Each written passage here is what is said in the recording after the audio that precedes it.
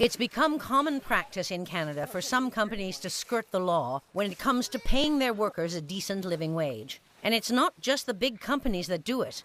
Sometimes even local grocery stores take advantage. I'm a single mother of 2 children, my daughter Emma, who's 9, and my son Devin, who's 10. I worked for 13 years at a local grocery store where they kept my hours below the 40-hour full-time mark, so I wasn't eligible for benefits or the full-time rate. After the children's father and I separated, I could not support the 3 of us on $11.10 an hour, and that's where I was sitting after 13 years of service. At the age of 30, I had to move back home with my parents and my 2 children until I could work enough so I could afford to raise first and last month's rent. Well, Industry Minister James Moore was forced to apologize today for comments he made about poor children.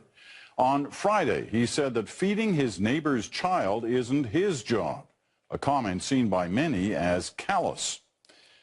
Statistics Canada says 1 in 7 children lives in a low-income household, even though the federal parties unanimously agreed in 1989 to eradicate child poverty by the year 2000. Just last March, more than 833,000 Canadians turned to food banks. Half were families with children. So what has Ottawa actually done to try to change the situation? It's always the government's job to be there to serve people their breakfast.